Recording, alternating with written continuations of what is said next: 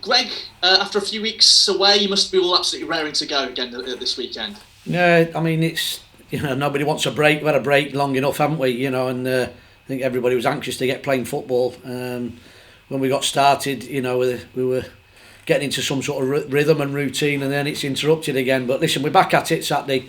We've had this best part of this week, all this week to prepare. So it'd be nice to get back on the grass and get competing again. As an assistant manager, used to being out on the training ground, working with the players, albeit with protocols over the last few weeks, and then having to suddenly stop, how tough has it been? Has this 5 break been for you personally and as a coaching staff altogether? Yeah, I think it's. Listen, for us, it's just a little bit untidy. It's a little bit, disrupts the momentum that we're building up, and we're getting the players into a good situation fitness wise. So. But it's been more difficult for them because obviously one or two of them they've not been very well, and it's a matter of managing them back to a situation where we think can they compete, in a game. So, but we've had with a good session Tuesday to see where the boys were in terms of leg wise and energy and levels, and hopefully they're up and raring to go for Saturday. That's the question I was going to ask you, Greg, is that, player welfare and staff welfare is always the priority in a situation like this. What's the feeling been around the camp? Has it been one of unease with the amount of positive tests that have come through, or has it been one of real togetherness? Listen, I don't think it helps. I think everybody wants to come in and do their job. As a football coach, a football person, you start your season late June, and you don't expect a break till sort of the end of May, and then you have your 4 weeks off, and that's normal. We complained about normal, but I don't think it'd be many of us complain about normal when it comes around again. Because this is a little bit untidy for us, and it's a bit stop-start, and it's a bit sketchy. But we're in there with everybody else. Everybody else has got to deal with it. Sorry, and we don't want to make any excuses, but it's not easy. For coaches, we can put sessions together as and when, but players need to get their minds right, their focus right, their bodies right, and they're more important at the minute because they're the ones that are going to win us games on a Saturday, and they need to be in the best physical conditions as we can get them, and the breaks don't do them any good at all. We know how strict the protocols already were in place at the club before this break. Have they been stepped up on your return to training? Is it even stricter at the moment at the club? I mean, I think the club's been brilliant, to be fair, what they've put in place, the testing and the protocols around the ground, and the distancing and the hand washing and the kit, disinfecting and all that sort of stuff. The lads eating in groups of 4 and 5 and things like that. I think it's very difficult though once you go on the grass where football sort of sessions are they're compact, they're tight, they're competitive, and I don't think the club can do any more. I think they've been a real good example. And you probably from our side we'd probably wish everybody else had the same sort of levels that we have in terms of getting the safety levels bang on and doing all the testing. But difficult because you don't actually know what goes on at the clubs, but I think this club's done as much as it possibly can, and it's been a good example to others. Aldershot on Saturday. We talk about the football, and we're finally back, of course, after a couple of weeks out. When you're so used to, especially with the National League and the late start to the season of games Saturday, Tuesday, how difficult is it to get the players back into that mindset and kind of get them back in that? In that way of thinking, the fact that the games come back so quickly. Yeah, I mean, I think Saturday it's the first one. After the boys have been poorly, if you like. There's 4 or 5 and not been very well with the COVID. So Saturday will be the most difficult one because we'll find out where they are and have they recovered 100% physically. I think medically they're all in a good place and they all look okay and they all want to play, but. When you cross that white line and you've got to run for 90 minutes at the best of your physical capabilities, it becomes a different scenario. So I think the first one Saturday will be the tough one. If we get through that, it'll then get a little bit easier, and then the games do come thick and fast, and probably the games will help the lads build up the fitness. But we should be building up fitness now. We should have got them fitness levels, and we should be continuing the work that we've done, pre-season through the early games. Wish you all the best on Saturday, Greg. Thank you. Cheers. Thanks, Alex. Jake, over to you. Well, hi Greg, how you doing? I'm all right, Jake. Good stuff. Just to start off with reflecting at your time at Knox County so far, how have you found your time at at Meadow Lane since rejoining as assistant manager. Yeah, I mean, it's a really good club. It's a well-run club, from top to bottom. There's a really a strong leadership from the top that they let you get on with the job. They're there for support and encouragement. Then you go through the CEO, who again, deals with the manager on a daily basis to make sure everything that side is everything the manager needs. I think we've got the easiest bit in just getting out on the grass and coaching the boys and putting them in a good place for each game. Lads have, they're a good group. They work very hard. They've got some good quality, and we've got to make sure that we fulfil potential, if you like, and don't leave stuff behind. Make sure we don't leave anything on the training ground and get everything out we can out of them on match day and get some results. Great stuff. And before this break came into effect, what have you made of the Magpies' start to the campaign so far? Yeah, I mean, I think we've played some smashing stuff. At times we've played some really good football. Some of the football I think is be fit of a level above us. What we've got to make sure is that we some of the mistakes we have made and where the goals have been conceded, we rectify quickly. But I think teams do give us respect. We respect everybody. I have to say we don't take anybody lightly. This is a tough game Saturday, but it's no tougher than any other one. You underestimate your opponents and you soon get yourselves stuck in a down place. So but what I've seen of some of the play has been really, really good. But we just want to make sure we work on the mistakes that we've made along the way. Made too many, but they're fine margins, and we want to go on a continuing winning run.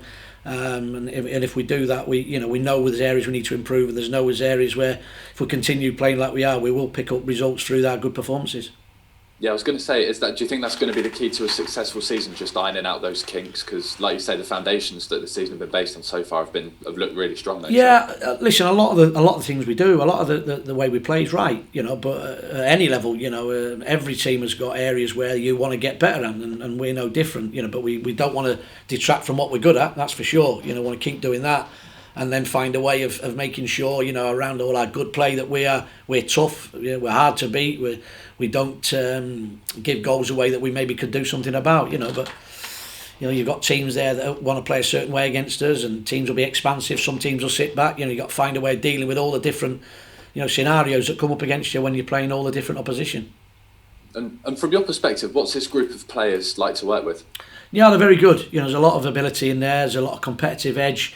They want to win. They want to do well. They see this as a real challenge, and we've got to endorse that and embrace it and try and help it along its way. But once you get the balls out and start the work on the training pitch, I think that's where they're best at home. Great stuff. And yeah, just to look ahead to the game at the weekend, Aldershot away. What kind of test are you expecting against them? Yeah, tough. I mean, we sat and watched the game against Torquay together, the Neil and myself, and identified one or two areas where they do really well, and one or two areas we might be able to make some headway into them. But like I said, every team you treat it with the utmost respect. You've got to be well prepared. You've got to make sure your players are aware of the challenges they'll present and deal with them, and then impose yourself on the game. But listen, I don't think we've had an easy game so far this season. I don't expect we'll have too many easy games from now to the end of the season. Everybody's competing. Everybody sees Knox County as well as a big challenge, so we have to be up for it ourselves. Cool, great stuff. Wish you well for the weekend. Thank you very much for your time, Billy. Cheers, mate. Thank you. Thank you, Jake. Cheers, mate. Over to you, Lee. Sorry about that, lads. I was a bit late there, but if I go over everything again, I'm sorry about that. Just on injuries, Greg, who is available and who isn't available? I think at the minute, Lee, we're not named a squad. We just want to, because obviously with the illnesses and the one or two little knocks that you get along the way since we've come back, we're going to assess everybody tomorrow. The manager, I think we'll name the squad first thing in the morning. Everybody's been told to report fit to travel, and we're going to go from there. So he hasn't actually named anything in stone at the moment. And how are the players who've had coronavirus? How are they? How are they health-wise? They look all right, mate. They look all right. But the proof will be Saturday. It's all right doing controlled training sessions in a governed environment, if you like.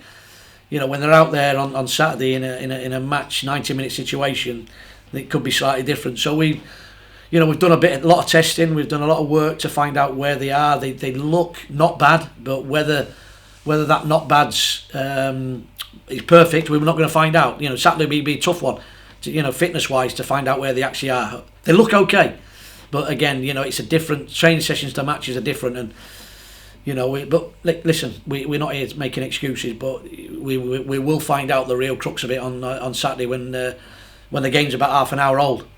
Yeah, is this where you could have done with 5 subs in a game? I mean, looking back now, that rule looks a bit ludicrous, given what's happening across the course of the season. Yeah, I mean, at this level, with the situations you find yourselves in, nobody knows where you're going to be at any time during the season, Lee, with the illness. Once you get so many players all at once, we're actually not 100% certain who's going to be able to compete in 90 minutes, if you like. We're pretty certain that they're going to be okay, and the testing tells us they're on the right lines. But till you actually come face to face with the real thing, we're not sure. So the substitution scenario is more of a welfare thing, I would think, than actually a football decision, just to make sure the lads are well looked after like that. But again, we have to work behind the rules, work behind what's governed from above, and get on with it. To be fair, that's what you have to do. Would you have liked to have had 5 subs? If managers had been given the choice, do you think they would have liked to have had 5 subs? I think you probably get different opinions across the league. The teams with the stronger squads would probably say yes, and other teams would say, well, that gives them an advantage. They've got more scope to choose from. Teams lower down with maybe not such bigger squads might argue that three's enough. It makes it more of a level playing field. You have argues for Lee and argues against. For me, I'm just hoping that the boys we've got are fit and well and go and compete. And it's not a result of illnesses or recurring from any situation from the COVID that the game takes its pattern. I'm hoping that we go out there and we play and we do ourselves proud, and we get the right result regardless of the illnesses. But it's something that's at the back of people's minds. And I mean, obviously, with the country being in national lockdown, how pleased are you that football has been allowed to continue, just to keep everybody's spirits up? I think it's massive, isn't it? Because up and down the country, every level, the group of fans that support their team want to look forward to Saturday to get behind their team and find out how they've done and how they get on, and it sort of determines what sort of mood their weekend is. So it is important to Britain. The game's massive, isn't it? And it attracts fans from all over the globe. So we have a duty, if we can get it on, to do it in a safe environment, to try our best to do that, and hence that's probably why the leagues are going ahead on Saturday when the rest of the country's taking a breather from it all. How have you found the break from playing? Has it come as a help or as a hindrance? No, difficult, mate. Difficult. Like I just said, you sort of come back late June and you want to work right the way through Christmas and no holidays and Saturday we accepted all that right the way through and then take your break at the end of it. I don't think with all the time we've had off, everybody was comfortable with a break, and it just upsets the momentum that we'd made, the fitness levels we've got the boys at, and you've not quite got to start again, but you've got to revisit the data and the testing to make sure that the boys are in good shape to start playing 90-minute matches again. And obviously going into that game, I think the last game was defeat to Maidenhead. I mean, looking forward, what have Knox got to do better? Well, we've got to stop, conceding goals, in certain ways, in a certain manner.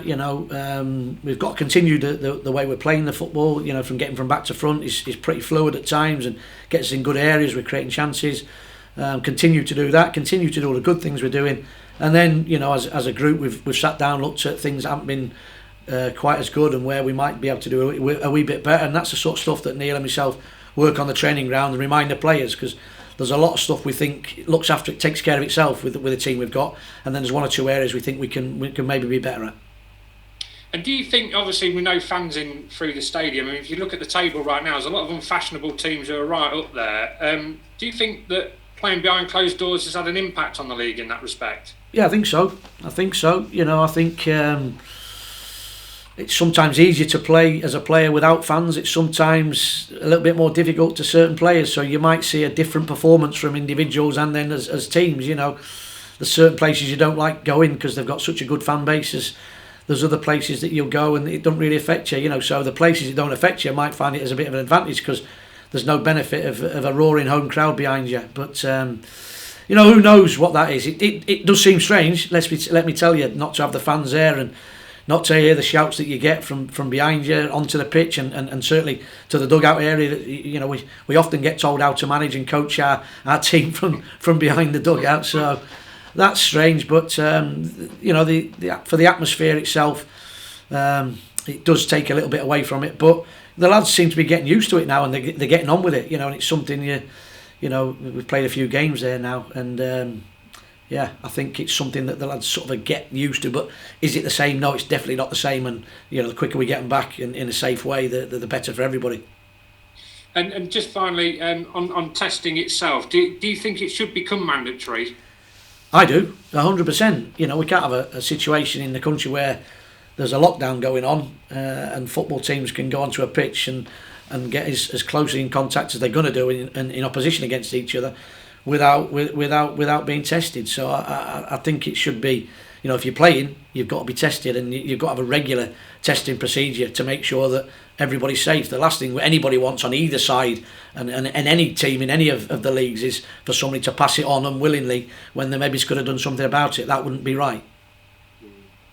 Lovely stuff, mate. And just finally on Aldershot, what do you know about them? We know it's going to be tough, Lee, but like I said to the other guys, it's a tough league, isn't it? You know, and everybody wants to beat everybody. That's an obvious statement, but you know, Knox County's got an edge to it. You know, they want to do well against us. They'll shape up. They'll be difficult to beat. They'll defend well and probably drop. You know, they'll attack. You know, they'll attack us when they can and try and make life difficult for us. But you know, I think the key is that as a club we don't underestimate anybody. We don't ever take anybody lightly. You know, everybody gets respect from us. You know, we want to go into the game knowing and making sure the players know it's going to be a tough game. We have to be at our best, and you know, if we're at our best and we compete right and we shape up well enough with the ball, without the ball, then we hopeful we get the right result. But this will be a tough game. You know, like I said, no easy games, and you watch them against Torquay.